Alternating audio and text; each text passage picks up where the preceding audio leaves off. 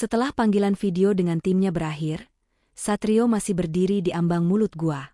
Suara gema percakapan terakhir timnya masih terngiang, terutama desakan mereka agar ia segera kembali ke kota. Kekhawatiran yang disuarakan dengan tegas oleh Gilang, Rio, dan Bayu bercampur dengan logika yang tak bisa ia bantah. Perbekalannya memang hanya cukup untuk hari ini dan besok. Hawa dingin dari gua berembus keluar, menyapu wajah Satrio seakan membawa pertanyaan-pertanyaan yang tak terjawab. Ia menarik napas dalam, menatap kosong ke arah hutan yang terbentang di belakangnya. Seakan memaksa dirinya untuk berpikir jernih, ia menggumam pelan, "Jalan mana yang kau inginkan, Satrio?" Pertanyaan itu tak bergaung, namun seolah menggantung di udara. Rasa penasaran yang begitu kuat membebaninya, seperti ada sesuatu di dalam gua yang menekan batinnya untuk tetap melanjutkan pencarian ini. Rasanya seperti desakan halus yang mendorongnya, jauh di luar nalar dan logika. Satrio menoleh ke dalam gua. Gelap yang mengisi ruang di hadapannya terasa lebih pekat daripada biasanya. Hanya sebentar, ia meyakinkan diri. Sebelum meninggalkan batu prasasti itu, ada dorongan dalam dirinya untuk melihatnya sekali lagi. Mungkin, satu pengamatan terakhir bisa memberikan jawaban yang belum sempat ia temukan. Tanpa banyak berpikir, ia melangkah masuk ke dalam gua, menyusuri bayangan dan keraguan yang masih membelenggunya. Cahaya senter memecah kegelapan, memberikan sinar berkilau pada sebuah batu di ujung sana. Satrio menyentuh permukaan batu itu dengan hati-hati, merasakan kekasaran dan dinginnya permukaan. "Apa yang ingin kamu sampaikan?" pikirnya, dalam hati berusaha memahami makna di balik simbol-simbol ini. Dalam momen ini, ia merasakan kehadiran yang kuat dari masa lalu, seolah batu itu menyimpan rahasia yang siap untuk diungkap. Dengan rasa penasaran yang mendalam, Satrio mengamati setiap detail ukiran. Ia bertekad untuk menggali lebih dalam arti dari simbol-simbol kuno yang membungkus batu besar di depannya. Matanya menyusuri setiap lekukan dan garis, mencoba mengartikan makna di baliknya. Perlahan, ia mulai menghubungkan beberapa simbol yang familiar dengan pengetahuannya tentang kebudayaan kuno.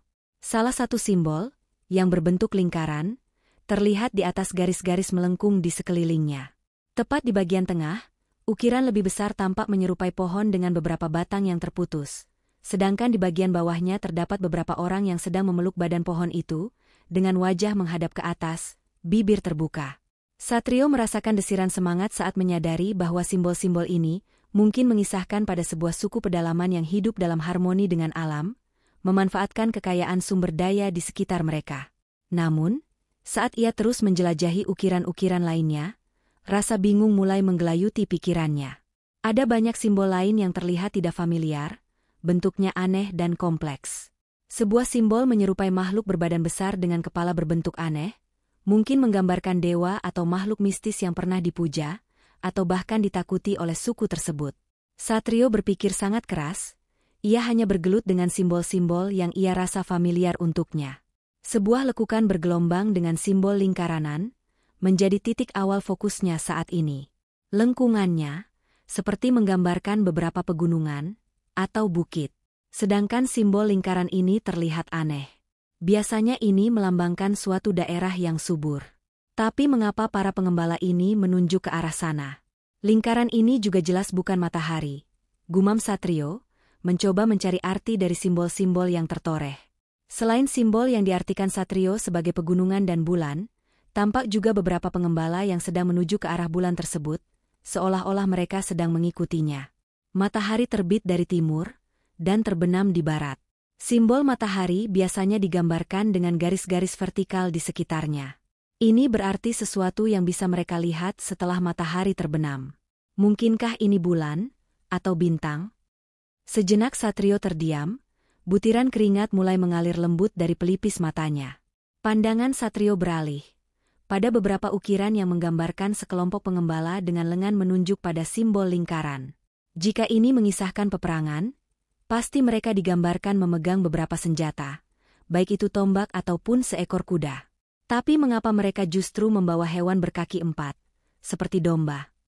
Satrio kembali berpikir keras, mencoba menyatukan semua petunjuk yang telah ia temukan, batu penjelajah, 3 garis melengkung, pengembala, 2 lingkaran dan sebuah pohon besar. Nafasnya terhentak, Saat beberapa kepingan petunjuk berhasil membuka spekulasi di dalam benak Satrio. Jangan-jangan mereka akan melakukan persembahan di suatu bukit. Matahari terbenam, dan tujuan sang penjelajah yaitu barat.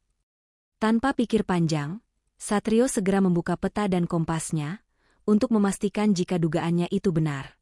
Jari telunjuknya meluncur perlahan di sepanjang garis yang menunjukkan jalur yang disarankan oleh Rio.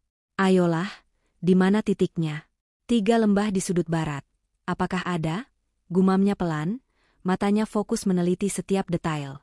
Hatinya berdebar saat menemukan satu titik yang memiliki kriteria sama dengan apa yang ia pikirkan. Ia membacanya dengan seksama, lalu mengernyitkan dahi. Tapi, rute ini jelas keluar dari yang ditentukan Rio, pikirnya sambil menatap peta dengan seksama. Titik itu terletak di area yang sepertinya belum dijelajahi dan berdekatan dengan wilayah hutan yang lebih lebat. Satrio menghela napas panjang, merasa terjebak dalam dilema. Di satu sisi, ia harus mengikuti jalur yang sudah ditentukan. Di sisi lain ia yakin bahwa, di setiap temuan batu prasasti pasti akan membawanya pada petunjuk baru. Selain itu, kekhawatiran Gilang dan yang lain, memberatkan dirinya untuk menentukan pilihan. Satrio memandang batu prasasti yang berdiri angkuh di depannya dengan tatapan tajam. Batu itu terasa seperti memintanya, agar tetap melanjutkan ekspedisinya. Seolah memberi petunjuk tetapi juga meninggalkan begitu banyak pertanyaan. Ada sesuatu di sana, di dalam lekuk-lekuk ukiran kasar itu, yang membuat hatinya bergetar. Harapan dan tekadnya seolah tak mudah padam. Dengan segala resiko yang berat, Satrio menandai titik itu dengan pensil di peta. Ia tahu bahwa keputusan ini bisa saja mengancam nyawanya, tetapi instingnya berkata lain. Maafkan aku harus pergi ke sana. Tak ingin membuang waktu, Satrio segera bergegas. Pikiran Satrio terus terpaku pada petunjuk dari prasasti yang baru saja ia temukan. Ada sesuatu di titik itu, sesuatu yang mungkin akan mengungkap misteri yang lebih dalam. Dengan langkah penuh ambisi, Satrio memulai perjalanannya. Tubuhnya bergerak lincah melewati medan yang terjal dan berbatu, mengikuti arah yang telah ia tentukan dari peta. Sesekali ia menengok ke belakang, melihat mulut gua yang kini sudah jauh dan tertutup oleh bayangan lereng berbatu. Gua itu, yang sebelumnya begitu mendominasi pikirannya, kini tersembunyi di balik kontur alam yang tak henti-hentinya berubah.